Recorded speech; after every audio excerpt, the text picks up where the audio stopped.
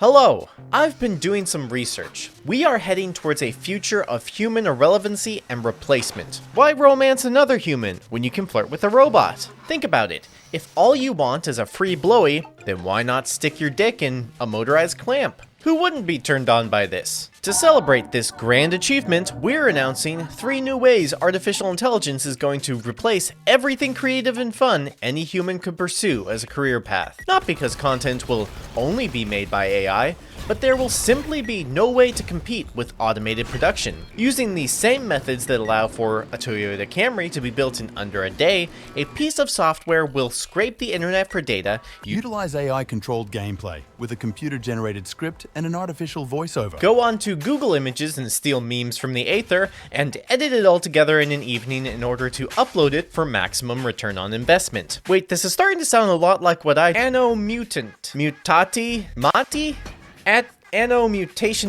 Anno Mutantionem is an anime titty game with very little in the titty department. Well, kinda, in some ways. Listen, I saw this achievement and expected much more than I got. Why are the titties censored? Why does the art depict her combat shoot as showing no skin when I can clearly see 3 pixels of cleavage? Who showers in their underwear? Better yet, who brings a fresh pair in the shower with them? You may consider this fan service by your normal, untainted standards. But I come from a place where I have seen the horrors of the world. I've seen things you people wouldn't believe. Nejikami Simulator TMA02- my own dedicated weak pussy cow's VTuber confinement and training. Choke clamping, deep digging, RIP to her life, masochistic orgasm, cheeky big boob fat pole understood her position. Is where true gamers are made. So when you see me slowly walking to every quest, know that it is purely for role-playing purposes and nothing else. Anno is a Chinese take on what our grim future with machines might look like. A future where people willingly give up their body to become a robot. A disease that sweeps through the world and turns people into robots? Multiculturalism is finally accepted, and a normal human girl has to live her life with crippling entanglitis? I collected some info about your entanglitis. Don't question me, I didn't write this. Science fiction has always been a breeding ground of weird and psychedelic-fueled ideas about mortality, consciousness, and questioning the meaning of existence. Here all the heavy hitters are, corn-related. Corn juice, get your corn juice. Anybody want some special corn juice that makes you powerful and strong? Ugh, I'm a little afraid where that juice came from, if you know what I mean. Anno Akihabara is a game where you can be anything you could want to be. You can be a woman, a bartender, a nightclub hooker, a zombie ninja goddess. The possibilities are... well, they're actually very, very limited. You play as Anne. She's the girl with entanglitis. It's a disease that makes you go insane and a danger to everyone around you. As such, we've equipped you with a combat suit and a laser sword. We'll test and monitor your condition through virtual reality scenarios and send you to gun down thugs in the street. If you start to feel heart palpitations, don't worry. Your younger brother is out there right now looking for a cure as we speak. What's that? I just got word. Ryan's gone missing. So, we need to go find the little rat. But not before I do some bartending. Look, my big sister tells me I have to wear this to please the customers. Don't bully me. This is a great time to bring up one of the main problems of the game. I expected from the trailer and the arts that I'd be getting 2-dimensional cyberpunk. What I got was a game that only gives little tastes and never full servings. Everything cool about this game is either abandoned, the fuck, all the shit's gone, or not given enough time. I'll give you a few examples. Serving my local alcoholics might as well be a one-time deal. I'm asked only to do it once and then never again. The game doesn't do anything with it. Sure, it's replayable, but like women and meat, once you beat it, you've beat it. Just because I visit a diner with Takamura doesn't mean Cyberpunk lets me go out and grab a bite to eat. I need to know, if I'm only going to receive 3 batches of emails throughout the entire game, why does every save point let me check my inbox? Never mind that, I finally unlocked the clothing shop. All it took was getting stripped and violated by 3 e-girls. Darling, just go with the flow. You can't run or hide. Uh-oh. Oh yeah. Yeah. Yeah. No, God, no! No need, Don't let her escape! Ah! Ayane, that's enough! Grab her! Oh, I'm being assaulted! I'm being physically assaulted! darling! Let's go! Fucking help me, someone, God, please! Ayane, no! Why did I let these, individuals touch me in places I've never touched myself? Because I needed to go into a nightclub, and they only accept girls that are attractive enough for guys to risk spiking a drink. So, ironically, I was dolled up against my will. This city sucks. Nothing to look at, nothing to worry about, just a titty woman going through your trash. Although, on the bright side, I have been collecting these cute little Cyberneco pluses. And after coming here, this seems to be the spot to spend them. Do you know how often you unlock new outfits? I do love accessorizing. I tried to look up on the wiki, but it's mostly bullshit about the spin-offs. You must unlock new dresses often, because only 2 of the slots are filled. Never. You never unlock anything else. This is literally a waifu game. They animated different walks, different breast and butt jiggling for each outfit. It's part of the appeal. The point of the game is to play dress-up Barbie. You might not think this is a big deal, but I visited this shop 20 times hoping to see at least something new. In certain aspects, the attention to detail is very impressive. Are those cyber titties? They are. I just wish more of that attention would have been paid to the story. This place is damp. My right eye is starting to hurt again. I found something called N530. I'm not sure how it's connected to N540. What exactly is N540? There's an alternate dimension called Hinterland. Monsters live there. There's a hole in the desert. We nuked it.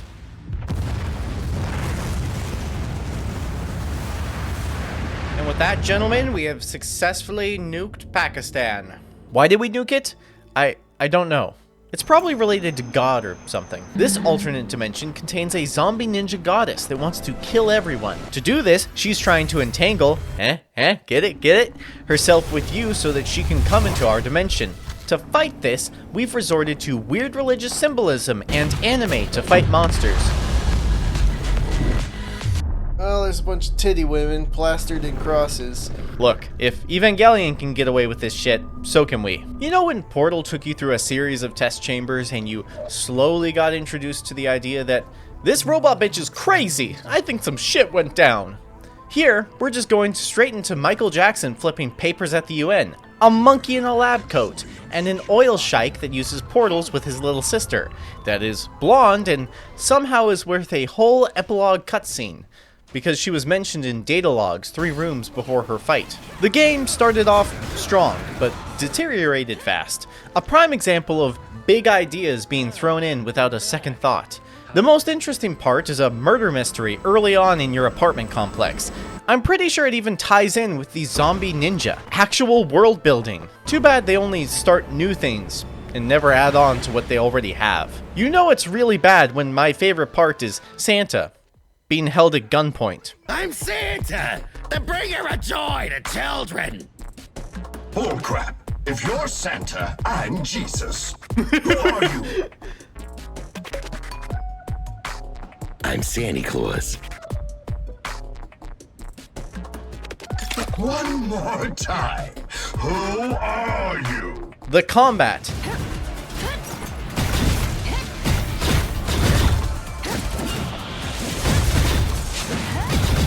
The combat is functional. Each enemy has a health and armor bar. Usually, you will have to deplete the enemy's armor before you can pierce that pussy. But with enough penetration, you can skip right to the good stuff.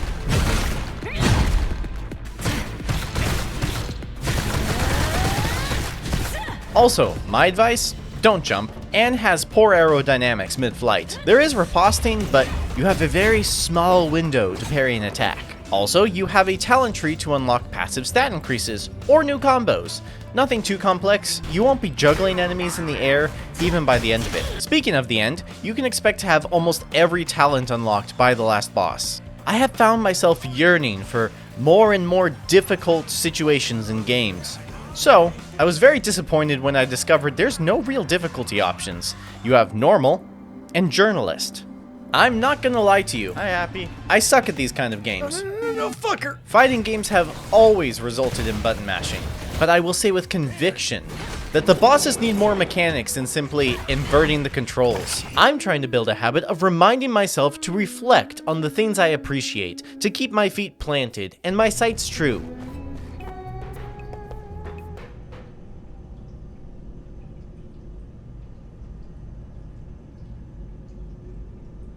I'm sorry, what? You know what I don't appreciate? A lack of mouse support. Can we please stop making games that exclusively use the keyboard? I highly doubt you made this game using a PlayStation controller. Just program in the option at least. Whoever did the localization needs a strong cup of joe and a slap on the ass. Quality control was not in the budget. You remind me of someone. Too bad. They're dead. How does this happen? Sometimes the subtitles don't match the voiceovers either, and when they do, they sound out of order? All right. We'll have some fun next time. My beauties. If you want to speedrun this experience, go to DLC, Mysterious Game Console. It's an isometric shooter that forgets its own characters.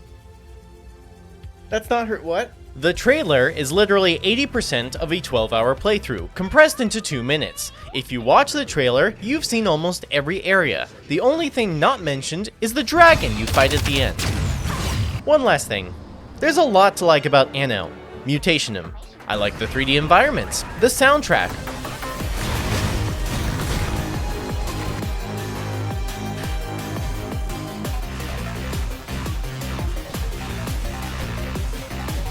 Honestly, you could keep all the same voice actors. They did the best they could with what little direction they seemingly got. I just wish someone in post-production had held up their end of the bargain.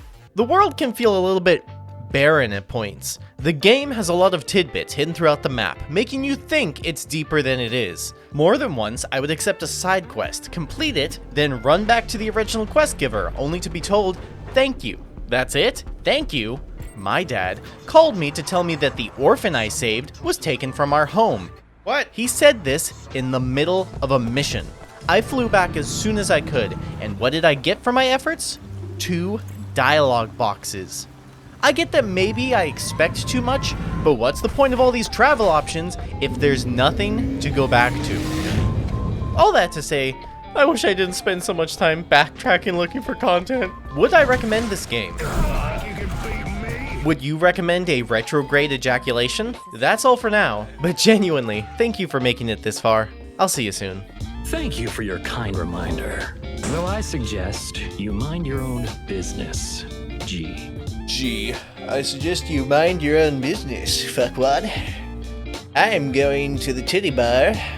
Oh, what a lovely lady! You must be lacking endorphins, judging by your stern yet determined demeanor.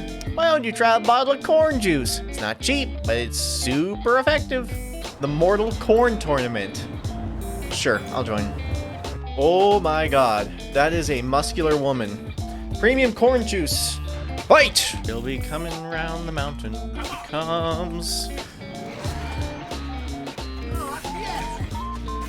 She'll be coming around the mountain when she comes.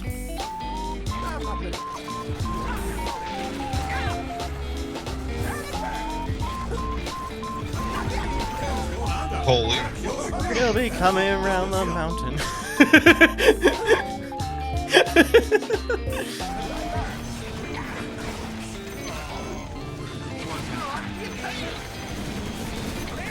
Killing spree! Double killing!